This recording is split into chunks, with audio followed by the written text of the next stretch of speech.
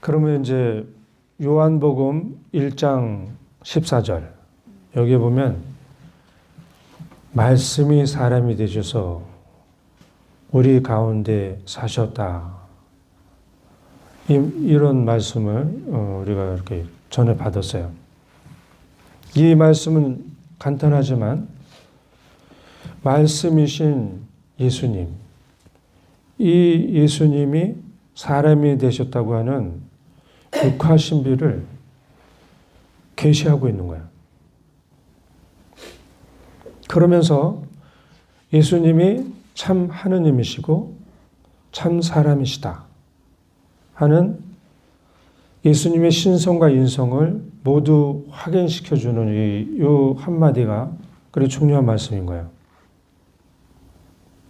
그리고 이제 말씀이 사람이 되셨다 하는 이 구절은 하느님이신 예수님과 성모 마리아의 관계가 어떻게 형성되었는지 알려주는 구절인 거예요. 그 성모 마리아는 말씀이신 예수님께서 사람이 되시는 육체를 제공하시면서 예수님의 어머니, 하느님의 어머니가 되는 특별한 관계가 있다는 것을 우리에게 보여주고 있어요.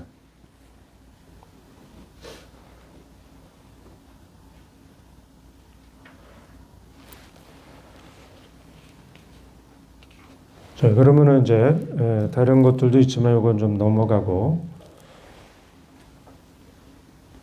성전과 마리아. 이 성전에 성경은 이렇게 지금 적혀 있는데 성전에는 성모 마리아를 누구라고 얘기하고 있는지 이 부분에 대해서 이제 한번 찾아가도록 하겠어요.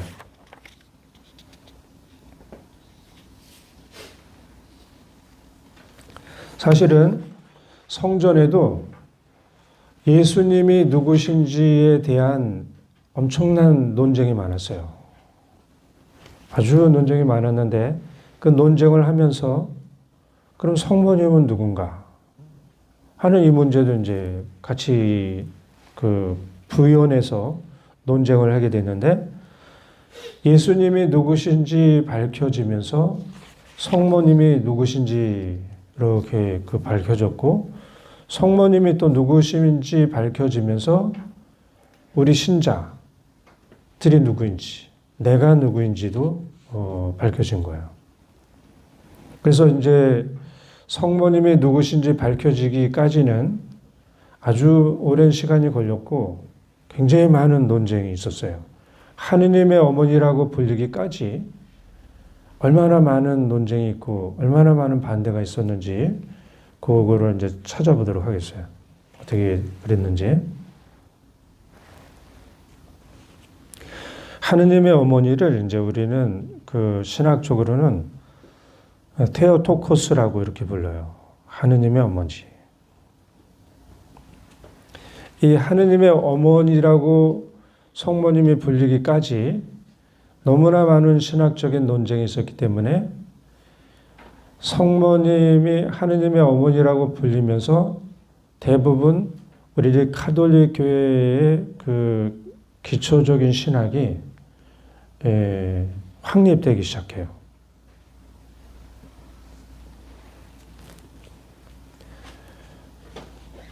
근데 하느님의 어머니라고 불리기 전에 먼저 예수님이 누구신가 하고 이제 질문을 많이 했는데 예수님은 우리는 누구라고 그러죠?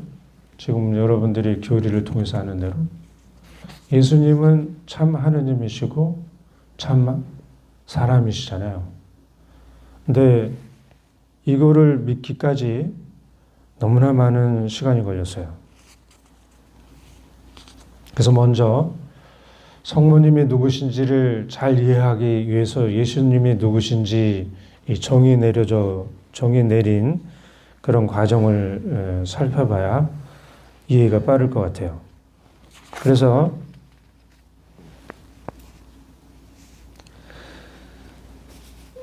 예수님의 신성을 거부하거나 예수님의 인성을 거부하는 그런 논쟁이 많았는데 사실은 여러분들이 아시잖아요. 루카복음 4장 22절에 저 사람은 요셉의 아들이 아닌가. 이거는 예수님의 신성을 거부하려고 하는 이 의심이죠. 근데 이 의문은 초창기 그 예루살렘 교회에서부터 로마 가톨릭 교회, 그 다음에 그 시작하는 그 과정에서도 끊임없이 제기됐던 문제예요. 예수님 시대만 그렇게 제기된 게 아니고 초창기, 박해가 끝난 다음부터도 또 계속 반복됐던 이 질문인 거예요. 그래서 예수님이 누구신지를 그 질문이 있을 때마다 이 교회는 응답을 했어야 됐어요. 그래서 그 과정을 한번 보겠어요. 먼저 이제 예수님이 누구신가 하는 질문을 한 사람이 이 북아프리카 알렉산드리아 거기에서 본당 신부로 있었던 아리우스라는 신부가 있어요. 이 신부님이 318년경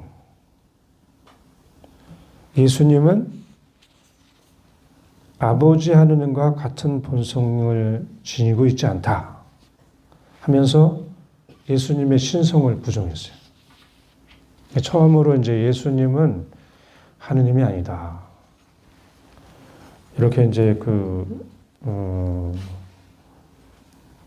말하기 시작하고 이 내용을 퍼뜨리기 이제 시작했어요. 근데 이렇게 이제 한 이유는 아리수 신부는 하느님의 말씀을 인간의 지식이나 능력으로 해석을 했기 때문이에요. 임의적으로 해석을 해서 그런 오류를 범했는데 성경 말씀은 어떻게 돼요? 성령님의 영감을 받고 또 성령님을 통해서 영적인 체험을 하고 또 자기가 해석한 것이 맞는지 틀린지 또 다른 사람들로부터 이렇게 같이 검토를 해보고 이랬을 됐었는데 아리수 신부는 신학적인 지식으로 해석하다 보니까 이 오류를 범한 거예요. 그 이유를 이제 되는데 성자는 예수님은 아버지 하느님께서 창조하셨기 때문에 피조물이기 때문에 하느님이 될 수가 없다. 또 성자는 이 성경을 보니까 존재하지 않은 때가 있었다. 그래서 하느님이 아니라고 이렇게 주장을 했어요. 이 주장을 하다 보니까 이제 문제가 뭐가 됐어요? 삼위일체신 하느님에 대한 그 교의가 거부가 되겠죠. 그래서 이 주장을 하니까 가톨릭 교회는 그 공의회를 소집을 했어요. 니케아 공의회라고 이렇게 공의회를 소집을 해가지고 아리우스의 그 주장을 이단이라고 규정을 했고 그 다음에 삼위일체 교리를 아주 공고히 하기 위해서 우리 니체아 신경이라고 여러분들 사도신경하고 니체아 신경 있죠? 그 두 개가 있는데 이때 이제 반포가 된 거예요. 니체아 신경이. 니체아 신경이 반포된 거는 아리우스가 예수님이 하느님이 아니다 라고 얘기했기 때문에 그래요. 그게 이제 325년도에 있었던 일인 거예요. 그 다음에는 콘스탄티노플 여러분들 아시죠? 거기에 주교님이 있었어요. 그 주교님 이름이 네스토리우스. 이분은 이제 그리스 철학에 아주 능통한 사람이에요. 그래서 그리스 철학 안에서 예수님을 이해하려고 했는데 예수님 안에 있는 신성과 인성, 하느님, 인간, 이 모습이 서로 분리되어 있지 않다. 이것까지는 인정하지만 구별되어야 된다. 분리되지는 않았지만 구별되어야 된다고 이렇게 얘기를 했어요. 그러니까 예수님 안에는 두 개의 본질, 그러니까 신성과 인성이 있는데 마찬가지로 그 신격과 인격도 있어요. 그렇기 때문에 구별되어야 된다고 이렇게 주장을 했어요. 신격과 인격은 결합될 수가 없고 연합할 수는 있지만 하나가 될 수 없다고 이제 계속 주장을 한 거야. 그래서 이런 주장을 강론과 편지 여러 가지 그 저서를 통해서 하기 시작했어요. 그리고 성모님도 하느님의 어머니라고 불려서는 안 된다. 그거는 신성 모독이다. 왜냐하면 성모 마리아는 하느님의 아들을 낳은 것이 아니라 인간 예수를 낳았다. 그래서 성모 마리아는 그리스도의 어머니라고 불려야 한다고 이렇게 주장을 했어요. 그래서 이제 그 교회에서는 또 이런 주장에 대해서 응답을 해야 돼서 431년에 에페소 공회를 이제 소집을 했어요. 그래서 네스토레스의 주장을 이단이라고 규정을 하고 예수님 안에서의 신성과 인성은 혼합되지도 않고 분리되지도 않는 완전한 한 인격체라고 이 선언문을 발표를 했어요. 그러면서 동시에 성모 마리아를 하느님의 어머니라고 공식적으로 이제 인정하게 된 거예요. 사실은 이 콘스탄티노플 교회 신자들은 굉장히 좀 혼란스러웠을 거예요. 그동안 다 성모님을 아무 문제 없이 하느님의 어머니라고 이렇게 부르고 이렇게 살았는데 그러면은 신성 모독이라고 그러니까 그것도 주교님이 신성 모독이라 그러니까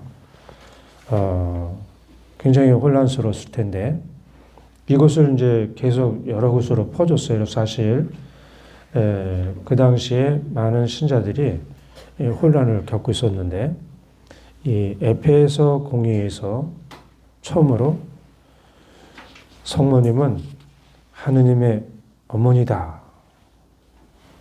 라는 이 호칭을 부여했어요. 이 하느님의 어머니라고 하는 이 호칭 안에는 뭐가 있어요?